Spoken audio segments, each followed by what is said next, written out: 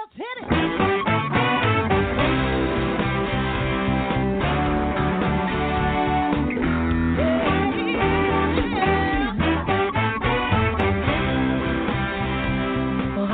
And welcome to Alzheimer Speaks Radio. I'm your host, Lori La Bey, and I'm so excited that you're joining us today.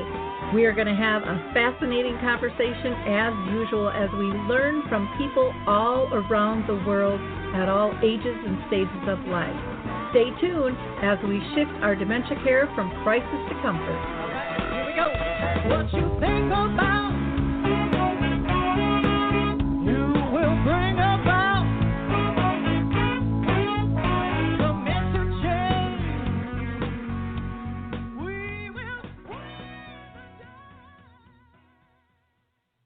Well, hello, everyone, and welcome to Alzheimer Speaks. If you're new to our show, I'm Lori La Bey, the host, and I created Alzheimer Speaks because my own mother lived with dementia for 30 years. And if you enjoyed our opening music, it's called Clarion Call by the Mark Arneson Band featuring My Adore, and you can download that on any of your favorite music platforms. Alzheimer Speaks is really about sound information, not just sound bites. Our goal is to raise all voices, big and small, from those diagnosed to those that care and serve them, to advocates, researchers, and more. And so we're always looking for guests. Maybe you could be our next guest because we want to hear from people all around the world at all levels. I also have to always thank our listeners because of your loyalty, your likes, your clicks, your shares have been amazing and have really pushed out our content far and wide, much further and wider than I would have ever imagined. So thank you for those likes, clicks, and shares on Facebook and Twitter and LinkedIn and Lord knows who else. There's so many social media platforms out there. Our goal is to really build a sense of community and collaboration and comfort. So when people need that information, when they're ready to grab it, it's there. So you are really helping us fight this battle against dementia by sharing this information and making people feel like it's okay to grab a hold of it when they're ready.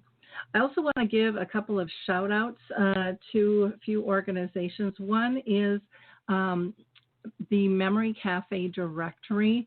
If you are feeling isolated and alone, which many people are through this COVID, many of the memory cafes, which are groups for people with dementia and their care partners, no longer meet in person, but there are several around the country that are meeting virtually, and anybody is welcome. And you can find those by going to memorycafedirectory.com, memorycafedirectory.com. And then I also want to let you know some of the other things that we do. We have a blog, we have a YouTube channel. We also do a thing called Dementia Quick Tips, which are things I wish someone would have told me when I was on the journey with my own mother. And we push those out there, just short little video clips. And then Dementia Chats, which is an hour-long episode where I facilitate a conversation with the true experts, those living with the disease. Now, on July 16th, which is a Thursday, from 1 to 2:30, I'm going to be doing a virtual webinar for Artist Senior Living of Minnesota in Woodbury, and it's about understanding and evaluating the benefits of memory care for your family. And you can register by calling 612-200-0506. That's 612-200-0506. Or you can go to theartistway.com/Woodbury events. So with no further ado, it's time to introduce you to our wonderful guest today. I am really excited that we have Phyllis Ayman on our show today. In fact, I was just on her radio show the other week. And for those of you that aren't familiar with her, she is a staunch advocate. She's passionate. She's an engaging speaker, author, and trainer.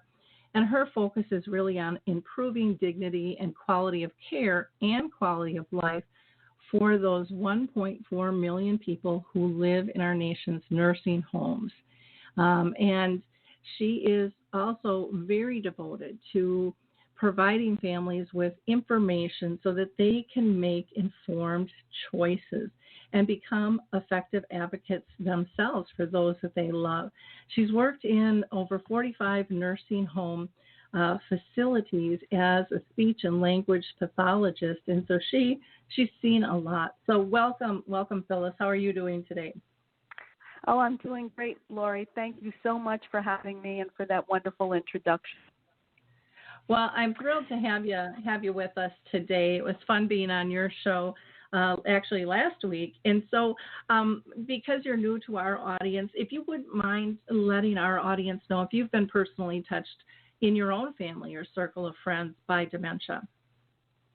Oh, absolutely. Well, I would say that my journey is similar to yours in a way, although it was my grandmother.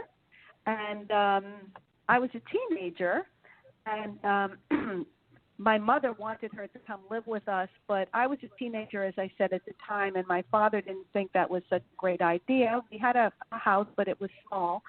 And so there was a nursing home a few blocks from our home, and they moved my grandmother in there, and my mother was there from morning until evening every day, helping to take care of her. She had Parkinson's, and she did have some dementia, as I remember. As I said, I was a teenager, and there was a period of time that my parents went on a 2-week vacation, and my sister and I took turns taking care of her to cover the hours that my mother had been taking care of her. You know, I was a high school student. I used to go after school. My sister was older in college. She used to go in the morning. And I just remember that first day I walked into that facility and saw her in the lobby. She was such a proud woman that when she lived in her apartment, she wouldn't even go down the street with a walker. And there she was, just in a horrible situation. Of course, I'm in my 60s, so at 15, that was many years ago, and nursing homes were very different than they are now. There are some things that I think are similar. And it just left an indelible mark on my mind and heart. And I helped, as I say, take care of her for a couple of weeks. So I really experienced her being in the throes of this memory loss and this dementia, and how that impacted her physicality.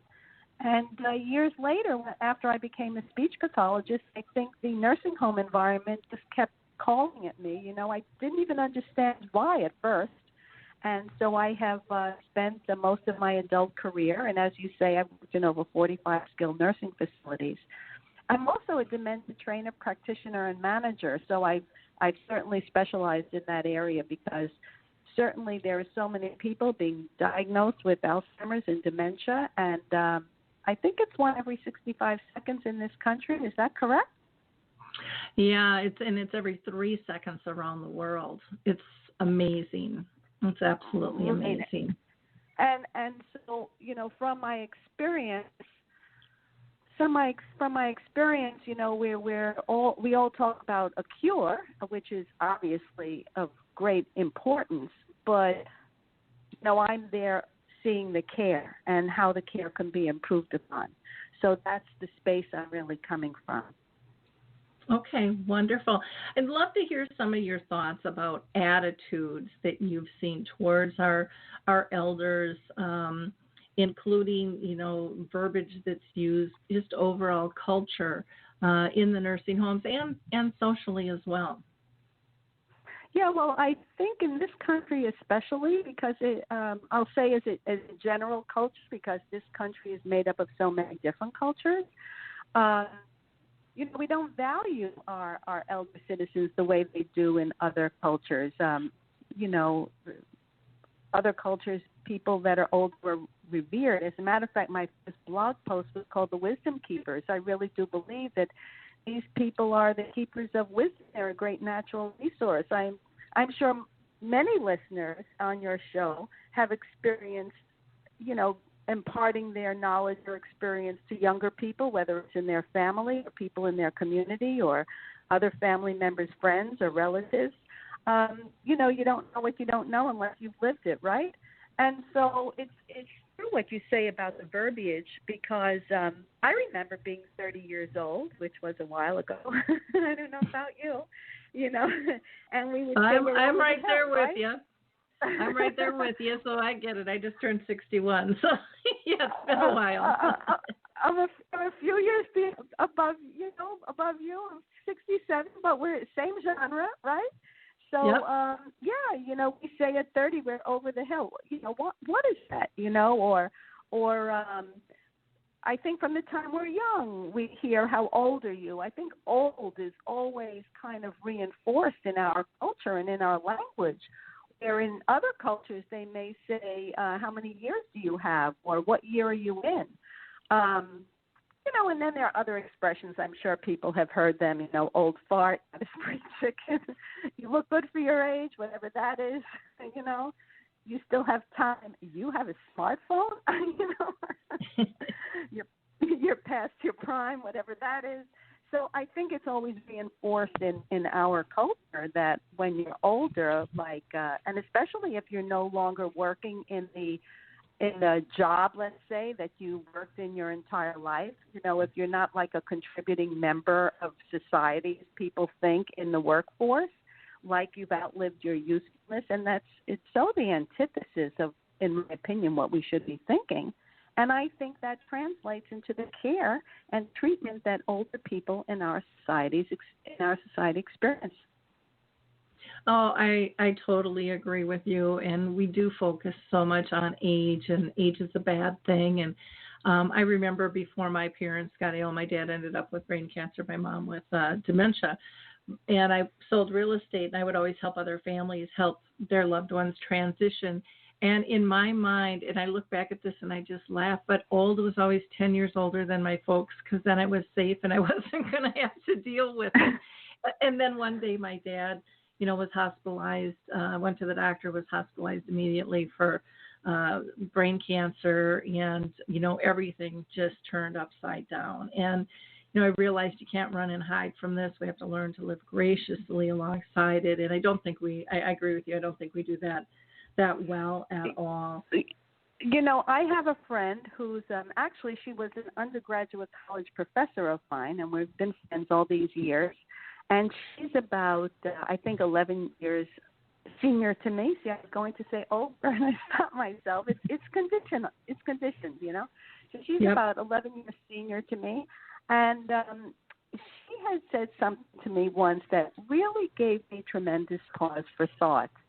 Because in our society in general, there's a focus on looking younger, being younger, Botox, whatever kind of treatment you can have to make yourself look an age that isn't your stated age. I'm being so careful with my words, as you could tell, right? And I myself, I talk about it very openly. I had my eyes done, and I've had other cosmetic surgery. And she said once that her grandchildren, she helps take care of her grandchildren. One of her grandchildren had said to her, Nana, you have a lot of wrinkles. And she said what I thought was just tremendous. And I've thought about it. It's a couple of years now. I think about it. I've thought about it ever since. She said, I've earned these wrinkles. These wrinkles have a lot to say about the life I've lived and things you can learn from the life I've lived. I thought, wow, isn't that awesome? Yeah, it's beautiful. We shouldn't be afraid of those things, because it, we always say people should be authentic, and, we're coming of this age of, everybody kind of coming out and being who they are. And yet when it comes to age, we're like, well, no, not this group, not this group. And so, it's kind of funny. And one of the things I've appreciated going through the whole COVID thing is just even seeing a lot of our stars wearing no makeup or doing their own makeup, which isn't how the makeup artists do it on TV, and, being real. And I find that very appealing and very comforting in multiple levels. And I would love to see that trickle down into our communities as a whole. So let's shift gears a little bit and talk about when someone is placed in a nursing home, because there is, for many, this out of sight, out of mind transition. And I saw that with my own family, people and friends. Actually, there were like two camps. One that would ask, how's my mom doing?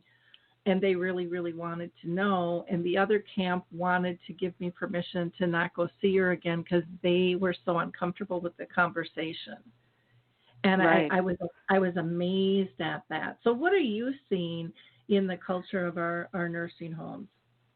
Well, I want to go back to the word that you just used, which is place, and that's another word that kind of irks me, I'll say, because when you put somebody someplace or place them, or even if you think about placing an object someplace, that thing or person doesn't have any autonomy. You are in control of that.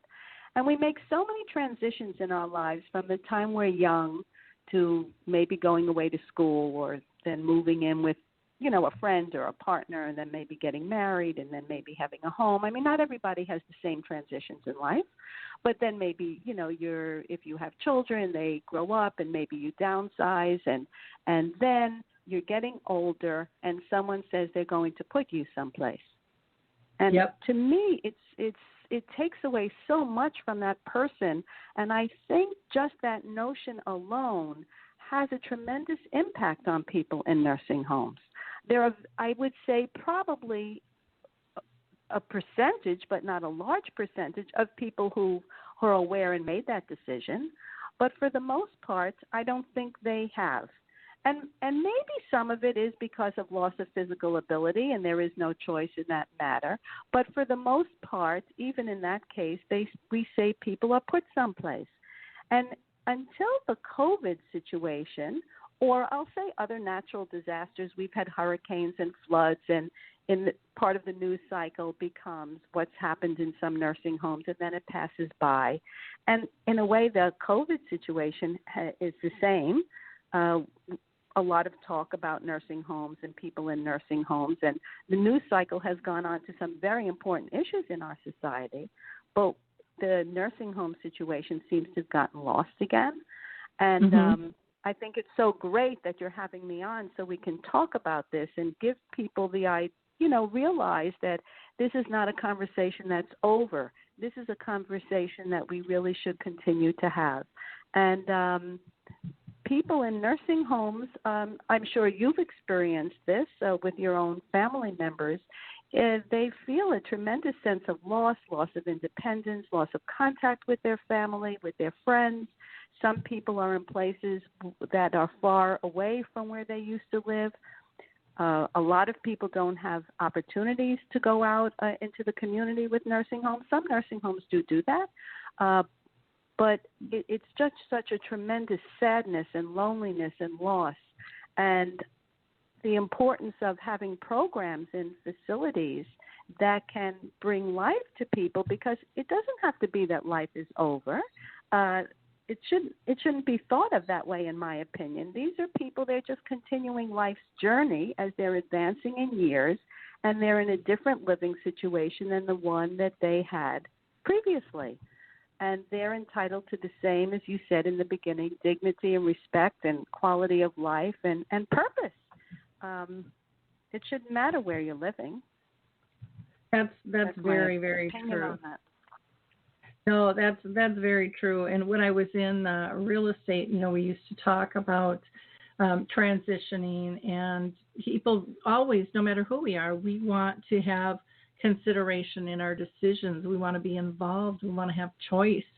And, when we transition in our housing, I don't care what age or stage it is, we all kind of use the same basic platform, and that is talking about what meets our needs today, what's going to best suit us. So it really isn't about losing independence, which is what everyone thinks it's about. It's about gaining and maintaining as much independence as possible by making those transitions so you are as well cared for. So, I don't care if it's a a house, a townhome, a memory care, assisted living, or a nursing home, you're making those decisions based on today's needs and future projections.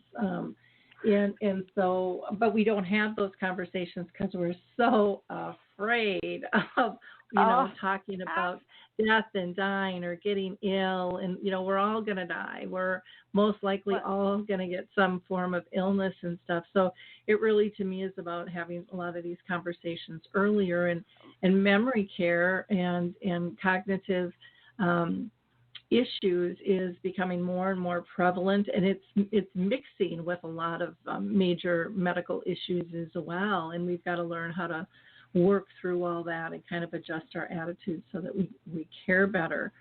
So great. Absolutely. Great. I'm sorry not to interrupt. I'm sorry. I just thought of something. I kind of didn't want to lose it, and it pertains to something you just said earlier, which is people too often think about people in nursing homes as they look at them and what they can't do any longer, but it's just what you said. What can people do? There's a lot people can still do, and we should be capitalizing on that. So I just wanted to interject. I didn't mean to interrupt. No. That's fine. I think it's an important factor. In fact, I'm going to just state something that I just found on my computer now. I forgot the acronym, but it's called Flick Factors, and it was something I developed when I was in real estate, helping people transition. And the things that everybody looks at that are the same are their finances, the loss, the independence, the control, the need for comfort, for change, confidence in the decision, and then what do their kids and friends think. All of those factors come into play in pretty much any decision we make. And sometimes losses are good, sometimes they're not. It just depends on the individual situation. So again, I think being able to have an authentic, open conversation about this is about creating the best life for you. This isn't about putting you away, placing you. Yeah, I agree, and it's so poignant what you said about people not wanting to have the conversation. I tell people that it's important to plan by choice, not by crisis, because especially if it can happen to you, but especially if you have an older parent, you may receive a phone call, and I've heard this many times. Oh, my parent is in their 80s, their 90s, they're fine, they're great, they're working. And then ultimately what happens, in many cases, you receive a phone call like you said, your father developed brain cancer. I got a text message from my daughter a while back that her friend's father had been diagnosed with cancer and had received chemo and had difficulty breathing and eating and had to be moved to a nursing home. So she contacted me for some advice. And I suggest to people that it's important to get this information up front, because when you're in the midst of a crisis, as we all know, and you have to make quick decisions, that's not the best time to make the best decisions. And I tell people when they're in hospitals and they find out that their parent or loved one has to be moved to a short-term rehabilitation setting, and many times it's in a nursing home or skilled nursing facility, I say you're at the mercy of the glossy marketing brochures or the hospital discharge planners who have good intentions, but they have their mission. And so I say we really all do plan for these things. I mean, most of us have car insurance. We don't plan on being in a car accident. I bought burial insurance last year. I wasn't planning on being buried right now. But and then we all make, other kinds of arrangements. We get medical insurance because we don't plan on getting ill, but this could happen to us.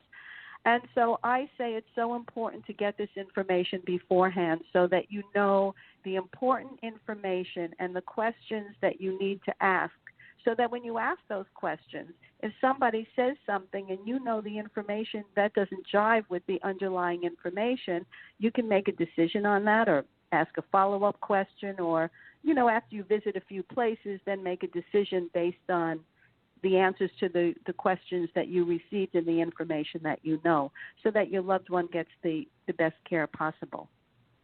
Yep, wonderful, wonderful advice. See, one of the things I wanted to ask is, since you've been in so many skilled nursing situations, what, how do you feel people in terms of staff are doing regarding dealing with memory issues or cognitive impairment with their patients? Do you think there's enough training and enough compassion and understanding out there, or do you think we still have some work to be done? Oh, great question, Lori. I think it's uneven for many buildings. I think that especially assisted living facilities that now have memory care units, because they're so dedicated to that, the ones I've seen seem to have more training for staff. The ones I've seen in skilled nursing facilities, I would say there's a lot more work that needs to be done.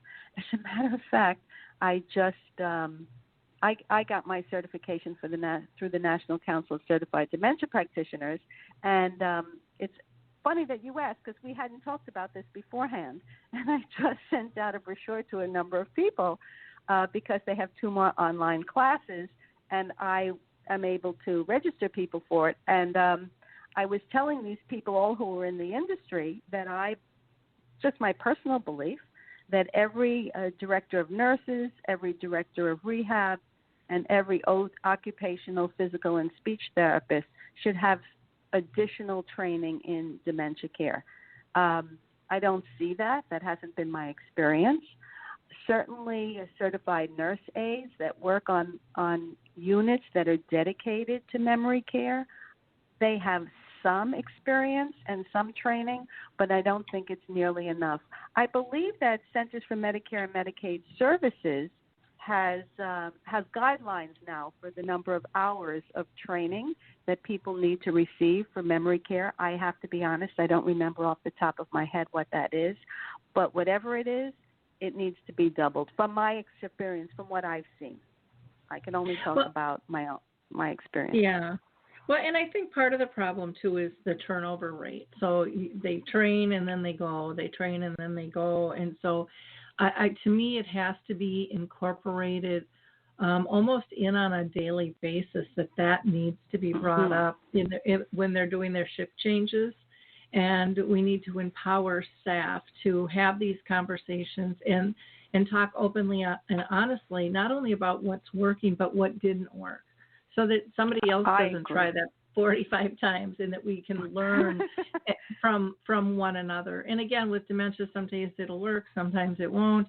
So it doesn't mean that you don't try it again, but sometimes there's such great fear in losing a job or being projected as not doing the job well, when really some of those people are staunch advocates and really, really trying, want to learn, and I think there's a faster way to do that. And I think the conversation doesn't have to it doesn't have to overtake those shift change or logging processes, but I think that they can have a huge benefit in just keeping it top of mind, because most people in a skilled setting are going to have some type of cognition issue. Not all, but a significant portion will. Just like when you talk to anybody in assisted living, they will say, they notice probably 80% of their clientele, they'll spot some cognition deficits or changes in them. That doesn't mean that they can't function independently, but they're noticing some things. And so we need to have these open conversations on how it can affect people. And it can affect young people too. We have to get over that misconception as well, that younger people are getting diagnosed with this, or different things can come into play with medications or stress, whatever. I about a year and a half ago, I did a training at the corporate headquarters of ESPN on caregiving. I'm bringing this up for a reason, not to just say that I did that. A lot of companies are realizing that there's that generation of people that are squeezed. It's actually called the sandwich generation. People squeezed between family work responsibilities and caring for an older loved one. And I believe it's that about 15.7 million adult family caregivers care for someone who has Alzheimer's disease or other dementia, which is equivalent to 18.2 billion hours, and that translates to about $217 billion in value to the economy. But the reason I'm bringing it up is when you said about it affects people of all ages, I'll never forget that this gentleman came up to me very kind of sheepishly at the beginning and asked me quietly if he should be there. And I asked him why he asked me, and he said, well, my wife is just turned 50, and she was diagnosed with Alzheimer's disease. So there is an early onset, and I've seen people even younger than that. So people should be aware that there are situations where you could be younger and still have a diagnosis of Alzheimer's disease or dementia, even though the preponderance of people that have it are older, I'll say, an older age, so to speak. I think what you said is very important, which is about staff and facilities. And I've been advocating this for quite some time, and that's if there's this expression of person-centered care, which seems like it would make sense. Obviously, all care should be person-centered, and sometimes it gets lost in the process of the routines of the tasks that people have to do in nursing facilities. And I think that becomes part of the issue with caregivers. Too often, it's about what behavior am I seeing and how can I stop it, rather than this is a puzzle and how can I solve it. And I believe that providers and operators, providers, administrators, management, at whatever level, need to invest in the staff and give them the tools and let them know that the person-centered care starts with the staff, that they are an important member of the process. My experience has been that too often, especially certified nurse aides who do the bulk of the work, the lion's share of the backbreaking work, are just thought as people that are needed to deliver care and do tasks in order to make the facility run. But I haven't seen so much that they're really valued as people. They have a voice too, and if they're valued as people, then they in turn, I believe, will pass on that value, and in their care they'll have more job satisfaction. Maybe they won't leave as frequently. Maybe there won't be as high a turnover. I tell this story. I've written about it. I've told it to many people through the years. Many years ago, it was in the early 2000s, I was working in a facility. This person, this owner, he only owned one then. He now owns quite a number, over 100, but that's another conversation. But he used to, one day I saw him in the building, and he approached me, and he asked my name and what I did there. That had never happened to me before. And he introduced himself. He said he was the owner. And we spoke for a few minutes, and then he walked down the hallway, and I watched him. And he stopped, and he talked to people, nurses, nurse aides. He knew their names, asked how their mother was, their son's graduation, their vacation, those kinds of questions. And he knew the names of the residents as well, and stopped and asked them what their concerns were. This gentleman did rounds in his building on every unit 4 times a week. Needless to say, the staff was incredibly loyal to him. They felt that he cared about them. And the care in that building was really exemplary. Because if somebody cares about you, easier, I think, to care about the next person. That's not saying that CNAs don't have a heart, and a lot of people do this work because it's a calling, or nurses. But there are many people that there are feelings that develop if you feel that your employer doesn't care about you.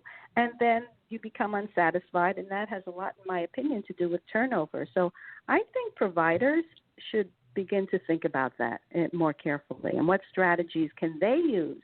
What message are they giving? And then not say, it's the same thing about saying for older people in nursing home, it's them over there. It's the same thing, say, oh, well, those are the staff, those are those people. No, it's a community, really. Yeah. I think we have to change our thinking about that as well. Yeah, I loved what you said about the owner, because what he was really doing was being authentic. He was modeling the outcomes he wanted, and workers pick up on that. They feel valued, and so it changes everything. You also talked about staff buy-in. You know, staff have ideas. They have tons of ideas, and one of the things that companies, I've been reading several articles lately about COVID. And what companies are realizing is maybe they don't need as much middle management as they had, because they're finding that the ideas are actually coming from the direct staff, you know, on the line staff. And if they empower them to do that, not that you don't need, you know, some middle management positions and things, but just even how the source of power is viewed. I hate to even use that word. I think is important. You had mentioned the word behavior, and I think a lot of times, you know, it's a common word that's used, and we look at how do we fix that. And a lot of times in community settings, the outcome is to fix that by a drug, where really a behavior is a signal or reaction, and they too want it fixed, but they want our help to figure out what's triggering it, because they can't always communicate. And I think that, you know, when we start training our staff to look for those signals, look for all of the outside things that that impress upon us, that make us all react, it's much easier, and we can get to that fix faster in a much healthier way. And then last, I just want to comment on the phrase person-centered, because I truly believe it's overused and underdelivered, and people don't really understand what it means. They think if they have a list of things to do, and I thought that I was being person-centered, but what I really needed to be, what my mom wanted, what my dad wanted, what others who I work with want, is they want me to be relationship-based. They don't want me to look at tasks first. They want me to look at them first. They want me to engage them as a human being. And that's what I wanted too. But I thought this list was really the ultimate thing to prove that I was giving good care. And I think quality of care has to be analyzed a little bit different. And that gets tricky, you know, when we have reviews coming in and red flags on how do we portray good quality of care. And, you know, we're not asking, did you have a conversation with somebody?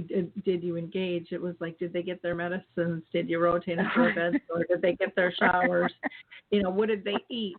You know, and it's like, oh, my gosh, just think if that's how if everybody dealt with us, how horrible that would feel. You know, I agree. Go ahead, sorry. So I was just going to say, to be viewed as a task, and that's where the whole issue comes with aging is people, you always hear them say, I don't want to be a burden. I don't want to lose my independence, you know, and that's where all that comes from, because of those dang lists. Right. You said relationship-based. It's task-driven. And that is part of the issue, especially in the skilled nursing facility space, because it's a medical model. Now, I'm not saying that people don't have medical needs and those needs need to be addressed, but the oversight is so incredible in terms of looking at each area that needs to be addressed. I recently I got a certification as an assisted living administrator in California because I'm working with a group as an advisory board member, and they thought it was good for me to have it because they're looking at either buying or building or something, and they wanted somebody to have that background or experience, and it proves having tremendous value for me. Of course, I know the oversight is very exact, but when I learned about the regulations, and whether it's in California or anywhere else around the country, I'm sure it's similar, every little thing is really scrutinized, and that's where the whole task-driven model comes from. And that was only assisted living. I can only imagine what it is in the skilled nursing facility space because it's a medical model. And you're 100% correct. We're not looking at the person. I often liken it. I don't want anybody to think I'm comparing an older person to a child because I'm not. I'm using this as an example, like a metaphor in a way. When you have a child who can express themselves, and as we know, many people with dementia, or as they get older, may have difficulty with expression, right? And the child is crying, and it could be up to any age, really. You try to solve that. Look at it and say, gee, what's the issue? What are they asking for? What are their needs? I mean, how many times do we see a cranky child and hear a parent say, or I know I have 2 adult children. You say, oh, they need a nap, right? But the child doesn't really come and say, I'm tired, I need a nap. Or you look at them and say, oh, when they're younger and don't have the words, oh, maybe they're hungry, maybe they're wet, maybe they're cold, maybe they're hot. And the importance of training is to have people, I think that way. It's about communication. It's about looking at the person as an individual. Like you said, person-centered. It seems like it would be, but is it really? No, it's person-centered, task-driven instead of person-centered. Who is this person and what are their needs? And I think it's about a lot of facilities use the word customer service. Well, it's not really about delivering service, in my opinion. I mean, these are just my ideas, that it's really about, so if you think of it in terms of customer satisfaction, you are there in a way to serve that person in that capacity. That's what you really are there for. And what does that person need, or what are their needs that need to be satisfied, and what is my role in helping to achieve that? And if we could get people, I think, to think that way, maybe. But that, I mean, it's a process. It's a learning process. It just doesn't happen because you tell that to people. It takes practice. It takes training. It takes education. And just what you said, it takes an open communication, an open dialogue, and starts from the top. Yep. Yeah, it really it has to be modeled at all levels, and we have to empower our employees to be those modelers too, and to give them permission to make mistakes. We have gotten into this perfection society where, no one can make a mistake. Well, sorry, we all do every day, if we want to admit it or not. So, but with social media, everything is, oh, I'm doing this, and life is so beautiful. And it's just like, you know what? Every day is not perfect. It isn't, and it's not supposed to be, because you can't have a high without a low. It's about that yin and that yang and that balance, and about being accepting, forgiving, and learning from what didn't go right. I mean, to me, that's the whole journey of living life, is to, get through some of those bumps and have some of those successes. I want to talk about, caregiver fatigue, because it happens, with families, it happens with staff as well. And you have something called empathy, IM, both capital PATHY, self-care. Can you talk to us about that and about self-kindness and compassion? Because I don't think we're very kind to ourselves. I think we all have that inner critic with a baseball bat that works us over some days. I know I do. I can tell you that. It came from that word empathy. Empathy is feeling for another person, right? Putting yourself in another person's shoes. And empathy is caring for yourself. And I developed it thinking about caregivers originally, that they are squeezed, they are fatigued, they are frustrated, they're tired, they're, it's not easy. It's not easy devoting that much time to somebody who has tremendous needs, and then maintaining your own responsibilities for family or work. the other thing I don't think people realize is that when they take on that responsibility, that it's, and you could probably address this, Lori, that that's only the beginning.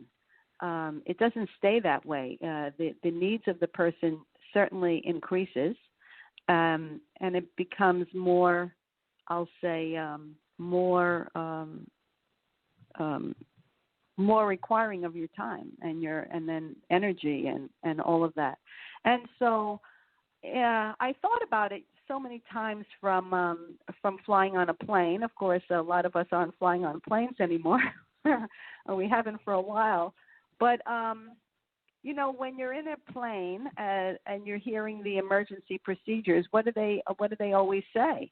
That put the mask on yourself first before you try and help the next person, because unless you can have strength to take care of the next person, and unless you have strength for yourself.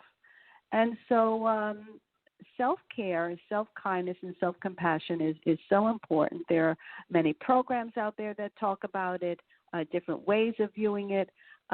Resilience, the term resilience is really defined as the capacity to recover quickly from difficulties and the ability to spring back into shape. And it can be learned. So I came up with this term, empathy. I actually trademarked the word, and I encourage people, and I believe I'm going to be writing an ebook on it, to use different strategies that they need so that they can boost themselves up, especially when they're feeling most fatigued and most stressed. And interestingly enough, during this period of time with COVID, I've been working in some facilities. I've also spoken to many staff members, because wearing these masks and these shields and these gowns, it can be very debilitating.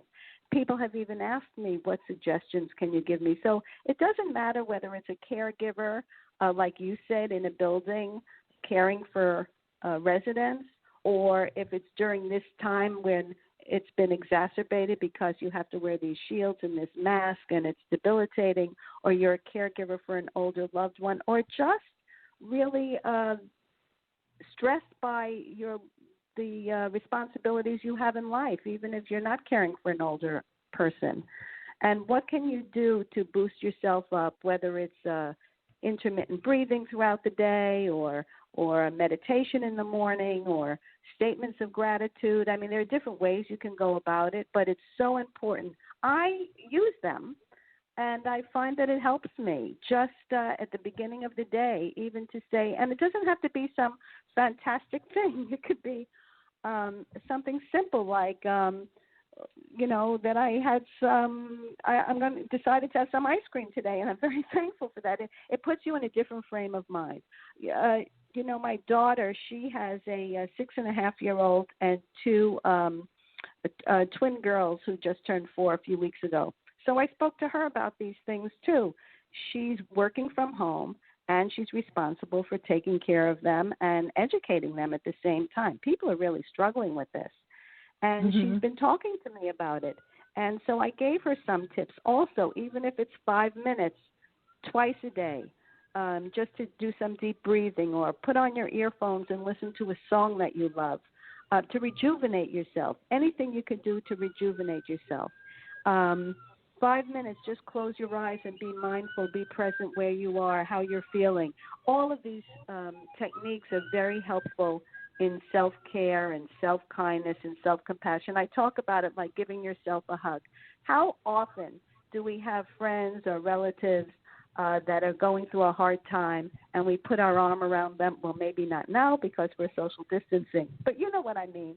You put your arm around them or hug them, or a gentle touch, and that seems to reassure the other person. Well, but we don't think about hugging ourselves in a way virtually.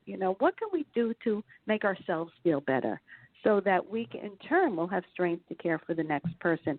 I'm sure, Lori, when you were caring for your mom, you had moments or periods of time when it was difficult, correct? Oh, Oh my gosh, yeah. There would be time, and I had this. I wore my Superwoman cape, and I didn't want anyone to see that. I was one of those people that didn't give up anything. I just kept taking more stuff on, and then I would wait till my family left the house, and I would go down in the basement, and I would scream at the top of my lungs. And I would just go, God, you have to help me. I can't do this anymore.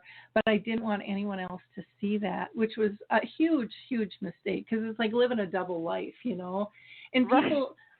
people aren't going to help when they think you've got it all under control. When you're doing the Stepford wife smile and life is peachy, and things. And so, and I hear so many care partners get upset, both staff and family. No one's helping. Well, you're not asking for help. In fact, you're not even showing that you need help. You look like you're doing one kick butt job there, and no one wants to get in your way. And so we don't even realize that we're part of the problem. So one of the things that I learned to do in breathing, and I would do it a minimum of 11 times, and you can do this anytime during the day. But I would take 11 deep breaths in. And on my deep breaths, what I learned to say and what I learned to ask was that please give me whatever I need in this moment to be my best. And I didn't ask for specific things because I've learned as I've gotten older that what I think is best isn't always best, or there are better ways to do something. So I didn't want to rely on my knowledge. And so I would just put that out to God in the universe. Please give me whatever I need to be calm and be my best and to do my best in this moment. And on my exhale, I would literally say, I want all the toxins in my mind, body, and soul to leave. So I was given that inner critic a boot. Aches and pains, all of those different things that kind of take us over. And what I found is even just the deep breathing, there's studies that have shown that it changes our chemical body, but I was re-messaging myself during that. And it, huge difference for me. Yeah. And you can use that throughout your life. Yeah, no, I have said things like, also, like you said, there are many different techniques. There's a 4-7-8 technique, alternate nostril breathing. There's many. I love what you said. You said to yourself. There's also another one. It's like, may I be happy? May I be safe? May I be able to get through this difficult time? And if you you can repeat it several times, and it becomes like a mantra, and it has a rhythm to it, and that is soothing in and of itself. People sometimes react to these things and say, "Oh, it's like, ooh, we're talking about like supernatural stuff," but we're really not. It's very evidence based. People could look up how it benefits them, and if you're feeling better, certainly it can benefit the person that you're caring for and your family and your work. People lose a lot of productivity at work, and that's why I believe a lot of employers are having presentations and training on caregiving. A lot of employee assistance programs are offering services to caregivers because they realize how important this is, and people are really struggling with this. I've thought about something you said, because it's about what are we projecting to other people. We often don't think that, right, because we're so wrapped up in how we feel and what we're thinking. And I remember that many years ago, I was divorced, and so I was a single parent for many years. And my son, he's 4 years younger than my daughter, and sometimes when I'd be struggling and doing things, and I'd say, "You're not even offering to help me," he'd say, "Well, you didn't look like you needed any. You didn't ask for any." Yeah. And it struck me when you said that, because I think we all do that. Because, especially as women, we want to somehow prove that we can do it all. And that's a misconception. It's not a sign of weakness. I realize it's not a sign of weakness. It's actually a sign of strength of character to know, where your capability ends and what you need to help, for help, so that you can get through whatever situation it is. There's nothing bad or wrong or should be looked at negatively. It's actually a sign of strength of character. It says, I know what I'm capable of, and I know where I need some help, because none of us are really superhuman. No, and it takes the resentment out. I was one of those siblings that was upset with her, with my brothers. Why weren't they more like me? Why weren't they stepping up? Why? And it's just like, and I came to this realization, which sounds just asinine that I even had to come to a realization over this, but that we're all different. We all have our own journeys. I'm not responsible for their outcomes, and they are still valid in the relationship with my parents, however they show up, as long as it's not harming them. And yet I wanted more of them, and that's not my place. And once I let go of that, I had a lot more energy. I had a lot more time to be the person I wanted to be with them, Right. And I think sometimes we get so into that cycle of trying to force others to be something that maybe they just can't be for whatever reasons, right or wrong. It doesn't make any difference. It's just not their journey. And maybe if they're not doing that is a lesson for me to become a better person in forgiveness and acceptance. And we don't look inward. It's, we're pretty good at blaming the other guys instead of taking a look inside. We only have about 3 minutes left here. The time just has flown by with you. Phyllis, I want to, mention to our audience that you also have a radio show. And if you want to talk about Voices of Elder Care Advocacy and let them know how they can find you there, that would be wonderful. Oh, sure. Thanks, Lori. So the show is called Voices for Elder Care Advocacy. It's on the Voice America Empowerment Channel. We are live on Mondays. We have a show today, 5 o'clock Eastern, 2 o'clock Pacific. But it also is on all the podcast platforms, so it lives on as a podcast. People can, whatever podcast platform is their favorite, they can listen to it there. I am going to be transitioning the show to a podcast, actually. It will remain on the Voice America Empowerment Channel, but it will just be a podcast type of show. And we actually may be changing the name, but I'm not quite sure about that. We're going to send out a press release about it. But I also wanted to let your listeners know, if anybody wanted to reach me, they could reach me at Phyllis, Phyllis, Ayman, Ayman, Associates.com. My blogs are there. People can book an appointment with me, and a variety of the presentations that I have are there. And I'd be happy to respond to any questions or any comments. That would be really wonderful. Great. Well, I really appreciate your time with us today. It's always a fun conversation with you, and we'll have to have you back on again and let us know how things transition there with the radio show and everything else that you're doing. Wish you the best of luck, and keep up the excellent work in helping shifting our dementia care culture. As Phyllis said, contact information is on the radio site. It's on the blog. She's easy to find. If you forget, just Google Phyllis Ayman, and you will find her as well. So again, thank you for your time, Phyllis. Appreciate it. Oh, thank you, Lori. I really appreciated it. Great.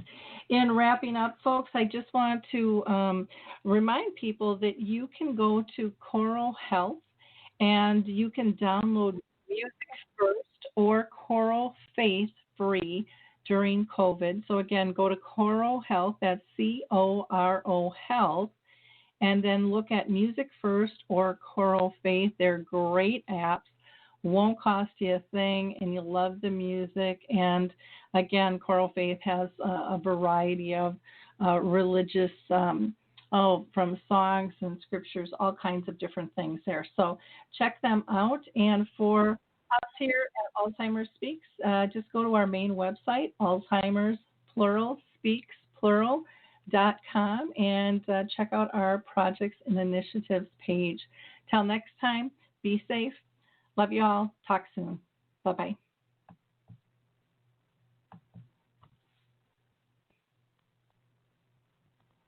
It's time to rethink, renew, and reimagine retirement. Hey everybody, Jared Sebesta here, host of Retire Repurposed. Now, this podcast is about the non-financial parts of retirement, which many times can be even more challenging than the financial. We believe retirement is not the end, rather the beginning of what could be the most impactful, purposeful, and fulfilling season of a person's life. So don't retire, become repurposed. To listen now, search Retire Repurposed on your favorite podcast platform, Senior Resource, or Life Audio.